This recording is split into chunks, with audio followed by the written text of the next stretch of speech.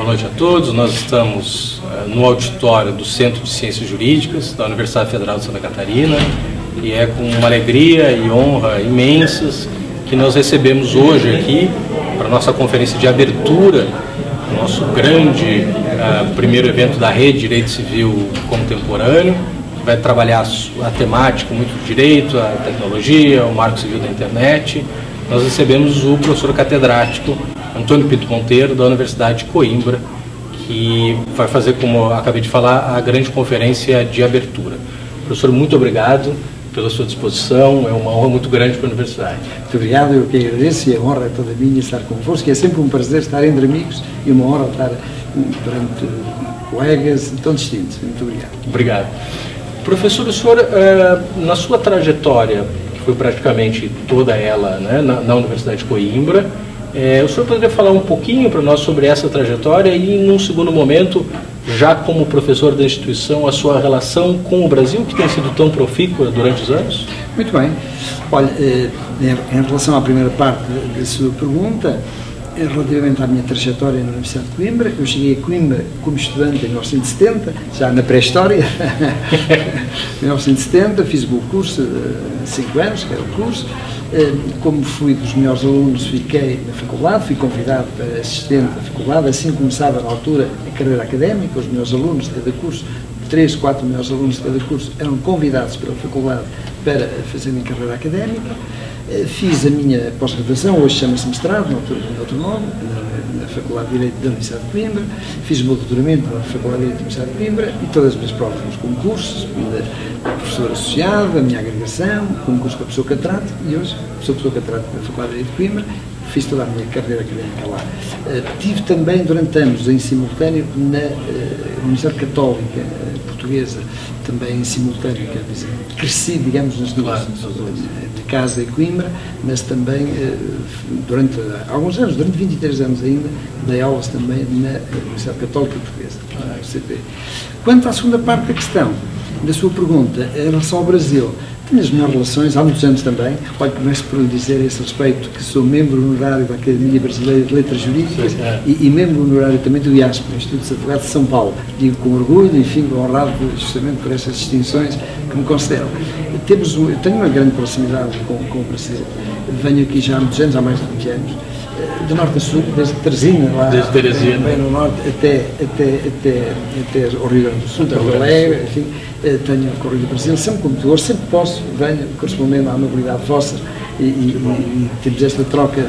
Mas em relação também a Coimbra, também temos o prazer sempre de ter em Coimbra, quer em colóquios, congressos, quer estudantes. A Faculdade de Direito da Universidade de Coimbra tem muitos estudantes brasileiros, também na licenciatura, que é a vossa graduação, mas temos sobretudo, principalmente, no mestrado e no doutorado. Sim. O senhor me dizia que a maioria, ou 70% são brasileiros. Temos uma presença muito significativa de brasileiros nos nossos cursos de doutorado e de mestrado. Professor, qual foi a importância do professor Mota Pinto na sua formação? É um professor que tem uma influência muito grande ainda hoje no Brasil. E minha foi muito grande, eu fui assistente dele, claro.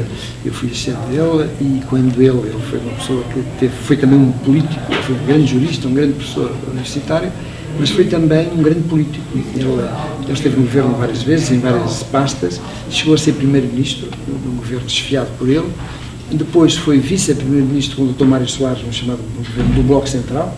O Dr. Mota Pinto era presidente do PSD, Partido Social Democrata, e o Dr. Mário Soares, presidente do Partido Socialista. Fizeram, enfim, uma fase histórica da vida política portuguesa com um acordo chamado Bloco Central. O professor Mota Pinto era uma pessoa, enfim, agora no que respeita à sua vertente jurídica, era um jurista fabuloso, uma pessoa para além tinha grandes qualidades intelectuais, uma grande formação jurídica e uma grande argúcia, uma pessoa que via as coisas à distância, enfim, uma grande argúcia. Teve, portanto, uma importância fundamental quando ele faleceu, e mesmo quando ele esteve na política, nunca deixou de ter ligações à faculdade. Inclusivamente, o livro dele, A Teoria Geral do Direito Civil, a segunda edição esgotou, estava ele no governo, telefonou-me para Coimbra para eu ver o que é que era necessário mudar. Então era aos fins de semana que ele vinha a Coimbra, que eu e ele reuníamos em casa dele, toda uma madrugada fora, para ver o que é que era necessário alterar na terceira edição. Quer dizer, mesmo no governo, na política, como vice-primeiro-ministro que era na altura, continuava a preocupar-se com a vida universitária, com os seus livros de direito, e essa terceira edição. Depois, por ironia do destino, a terceira edição foi posta nas livrarias, no dia exatamente em que ele faleceu subitamente, foi uma aneurisma da aorta que teve. Ele era muito novo, 48. Tinha 48 anos, foi em 1985. E depois, olha, a quarta edição desse livro já foi feita 20 anos depois, em 2005, precisamente para assinarmos, a pedido da família, eu próprio, com o filho mais velho, o Dr. Paulo. Dr. Paulo Mota Pinto, eu próprio com ele nos encarregámos de fazer a quarta edição, porque foi feita 20 anos depois do falecimento do Dr. Mota Pinto, portanto, a terceira edição era de 85, nós fizemos a quarta edição em 2005, e foi uma forma, olha, de, por um lado, manter vivo o livro, não é verdade? E por outro lado, de alguma forma, justamente com isso, de prestarmos homenagem à memória do professor Mota Pinto, manter vivo o livro dele, enfim, porque, claro, 20 anos estava já desatualizado em muitos pontos, e nós tivemos essa preocupação. Foi, portanto, uma pessoa, enfim, fundamental na minha formação jurídica. Professor, e hoje, na pós-graduação, na Universidade de Coimbra, não só no direito civil como um todo, mas principalmente nos temas de direito obrigacional, o senhor publicou livros que são uma referência muito grande para nós, né? Não só na cláusula penal, mas nas cláusulas limitativas de responsabilidade, entre tantos outros temas. Quais são os temas que o senhor acredita hoje que estão na ordem do dia? Ou seja, os temas que vêm sendo discutidos talvez com maior intensidade e com maior importância hoje? Ora bem, há temas que são, como eu costumo dizer, são melodias de sempre, isto é, temas antigos, clássicos, mas que se mantêm na ordem do dia. A cláusula penal é um deles, claro. Quer dizer, é um tema tradicionalíssimo, já vem do direito romano, estipular-se pena do direito romano, por aí fora, mas mantém-se sempre atual, sempre discutível, discutido, de grande incidência prática, a jurisprudência aqui no Brasil deve ser a mesma coisa, a jurisprudência atual é imensa, portanto há temas que são melodias de sempre, isto é, são sempre vivos, sempre atuais. Agora, hoje, os temas atuais, por um lado, a proteção do consumidor, é um tema atualíssimo, o ambiente, a proteção do ambiente. No que diz respeito à proteção do consumidor, os senhores têm o Código do Consumidor desde 1990. Na Europa discute se deve haver códigos do consumidor ou não. Alguns países têm. A Itália tem, a França tem, mas a Alemanha seguiu outro caminho, incluiu no Código Civil do BGB o direito do consumidor, não todo, claro, o essencial. Claro. Em Portugal discutimos isso, eu próprio presidia uma comissão do Código do Consumidor em Portugal, e claro, os meus colegas civilistas, uns estavam a favor, outros contra, isto é, uns entendiam que sim, que era um passo certo, como a Itália e a França deram, outros entendiam que o indicado era fazer o que fizeram os alemães, incluir no Código Civil. Eu tenho algumas dúvidas, porque o Código Civil, como qualquer código, tem uma alma própria, tem uma sistematização. O Código Civil português tem 50 anos, é de 1966, estamos em 2016, estamos agora a comemorar o cinquentenário do Código Civil português. Portanto, tem uma sistematização própria, tem uma identidade própria. E eu temo que, incluindo lá agora o direito do consumidor, se altere a estrutura, a sistematização do Código. Quer dizer que uma coisa não ligue com a outra. É sempre um risco muito grande. Penso que um código próprio, como os senhores fizeram aqui no Brasil, é preferível, penso eu. E, portanto, são temas hoje muito atuais, mas há outro, mas enfim, dentro das tais melodias de sempre, também a responsabilidade civil é uma melodia de sempre. Claro. A responsabilidade civil está sempre renovada, está sempre na ordem do dia, porque as fontes de danos vão se alterando, vão se atualizando elas próprias. Não é verdade? Quer dizer, a genética, a informática, por aí fora, portanto, são fontes de danos que estão bem ligadas à vida atual, aliás, à vida atual, dentro de um instituto que é um instituto tradicional, que é um instituto de responsabilidade civil, embora, por vezes, se continua a confundir, se peça a responsabilidade civil mais do que ela pode dar. Isto é, sim, há outros mecanismos de reação sobre um ato ilícito que não devem confundir-se, nem se esgotam na responsabilidade civil. O senhor também entende que há uma certa hipertrofia da responsabilidade civil? É porque procura-se que a responsabilidade civil, aliás, um professor de Coimbra, o Dr. Cristiano Neves, que não é propriamente, enfim, um civilista, um filósofo, um pensador de direito, mas ele próprio há anos escreveu um pequeno artigo dizendo justamente isso. Peça a responsabilidade civil mais do que ela pode dar. A responsabilidade civil é um instituto que visa reparar danos. Reparar danos. É assim mesmo, dando um pressuposto e o limite da indemnização. E a indemnização é o efeito da responsabilidade civil. Ora, há outras formas de reação sobre um facto ilícito para lá da responsabilidade civil. Portanto, não confundir coisas, uma coisa com outra. Claro, claro. Espero não cansá-lo, mas me ocorre mais uma pergunta que sempre me intrigou. Eu não sei se o meu português tão agreste... Está claríssimo, professor. Não estou falando demasiado depressa com este meu ritmo. Não se preocupe.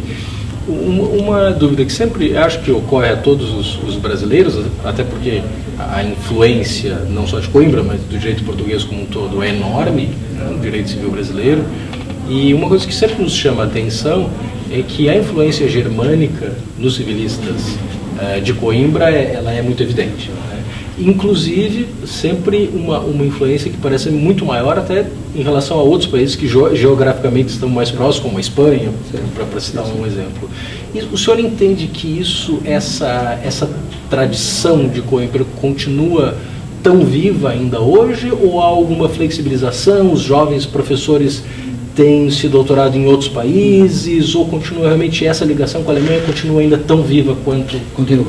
Continua, com uma diferença em relação ao passado, que é a seguinte: eu próprio estive em Munique com o professor Canaris em duas ocasiões, quer quando preparei o doutoramento, em 87, 88, na Universidade de Munique com o professor Canaris, quer depois quando preparei a minha agregação do professor Catrati, já em fins dos anos 90. Ora bem, antigamente, portanto, nós deslocávamos para a Alemanha, passávamos lá meses, anos, investigando na Alemanha, embora o doutoramento fosse feito em Coimbra, mas investigávamos lá. A diferença é esta: hoje os jovens continuam a investigar, mas não é preciso deslocar-se para a Alemanha. Quer dizer, os meios física. Claro, portanto, hoje os meios de comunicação, a facilidade, o acesso à internet, etc., portanto, tudo isso permite que já não haja tanta gente, mas ainda há mesmo assim pessoas que se deslocam, porque é diferente estar numa biblioteca onde está tudo, uma imersão física, está longe também do dia-a-dia de Coimbra, enfim, daqueles problemas de bater à porta a alguém, a perguntar, o telefone constantemente a tocar, e portanto é uma forma da pessoa se distanciar também e se concentrar mais. Portanto, ainda há colegas meus que vão para a Alemanha, como eu fui e como tantos outros. Embora hoje, como eu digo, muitas vezes não vão, o que não quer dizer que não estudem, porque há grande facilidade de andar em livros, de ter acesso à literatura jurídica germânica sem ter necessidade de uma deslocação física para lá. Porquê que explica essa ligação? Não tem que ver com a proximidade geográfica, é claro, a Espanha e a França estão mais perto. Tem que ver digamos, com a influência da ciência jurídica alemã na ordem jurídica portuguesa. O nosso Código Civil, que faz agora 50 anos, como disse há pouco, é de influência germânica. O atual, o primeiro Código Civil português é de 1867. Essa era a influência francesa, do Código Civil de Napoleão. 100 anos depois foi aprovado e publicado e entrou em vigor o novo Código Civil, que é de 66, e que segue a sistematização do BGB, do Código Civil alemão. Parte geral, obrigações, coisas, famílias, sucessões. De resto, o vosso atual também é influenciado.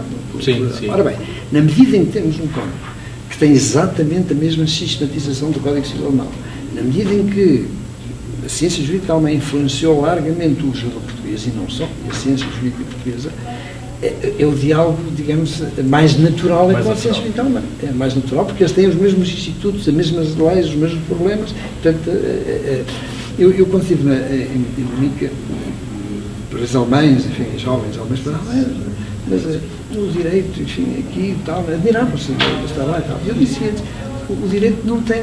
Quer dizer, o direito tem fronteiras, evidentemente, a lei tem fronteiras, ao contrário da medicina, claro. A lei tem fronteiras, mas os problemas não. O problema que tem o cidadão português, ou que tem o cidadão brasileiro, alemão, etc., por aí fora. Portanto, há toda a vantagem em saber como é que este problema está resolvido entre nós e comparando com as outras formas de resolver esse mesmo problema, noutros países, para ver se foi melhor ou pior. Portanto, digamos, este diálogo, esta troca de experiências é fundamental. Os problemas são os mesmos, muito semelhantes. As leis é que podem ser diferentes, porque a lei realmente tem fronteiras. Ao contrário da medicina. Sim. Ciência médica, educação física. Mas, portanto, essa nossa ligação privilegiada à Alemanha deve-se fundamentalmente à influência da ciência jurídica alemã na ciência jurídica portuguesa, designadamente ao nível do Código Civil. E não só, eu, como civilista, estou a falar do Código Civil, mas também noutros ramos de direito penal, também há uma forte ligação, claro. Do professor Eduardo Correia, depois Figueiredo Dias, e os mais jovens, Costa Andrade, Faria Costa, etc. Portanto, também os meus colegas penalistas, direito público, Cantilho, a influência germânica e tal. Portanto, não é só no direito privado, não é só no direito civil, também no direito comercial e, como eu digo, no direito penal e direito constitucional, administrativo e tal. O que os senhores o senhor me contava que faz parte dessa comissão, agora comemorativa dos 50 anos, né, meio século do Código, e existe já algum preparativo mais objetivo, programado? Muito bem, temos, sim senhor, temos já, começou já, o Código faz 50 anos, é de 66, como disse, E as comemorações em Portugal, há uma comissão, eu represento Coimbra, o professor Menezes Cordeiro representa Lisboa, e depois, além de nós os dois, está o presidente do nosso STJ, Supremo Tribunal de Justiça, que está a bastonar agora dos advogados, e o presidente é o professor Rui de Alarcão, o reitor Rui de Alarcão, que tem 86 anos e que é o membro vivo da Comissão do Código Civil. Dá 50 anos. Ele era muito jovem na época? Ele era muito jovem na época, era mesmo muito jovem, e hoje tem 86 anos, enfim, ele era muito jovem. Aliás, ele entrou já na parte final da Comissão, porque a Comissão trabalhou durante 22 anos. A Comissão foi nomeada em 1944, e o Código surgiu em 1966. Mas é um código belíssimo, aliás, daqui a pouco, aqui até vou falar disso. Claro. Então, temos um belíssimo código, não tenho dúvida nenhuma, e até vou falar disso.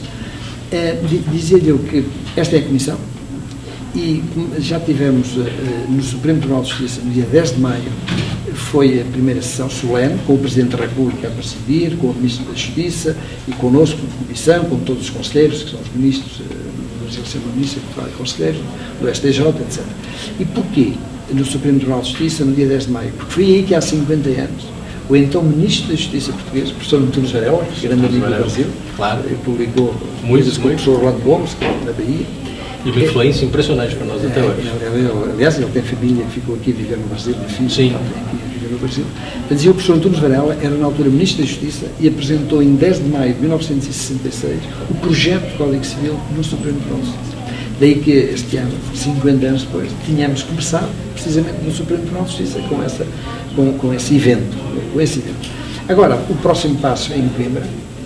Vamos ter um grande congresso em Coimbra nos dias 24 e 25 de novembro, porque é exatamente no dia 25 de novembro faz 50 anos que o Código foi publicado.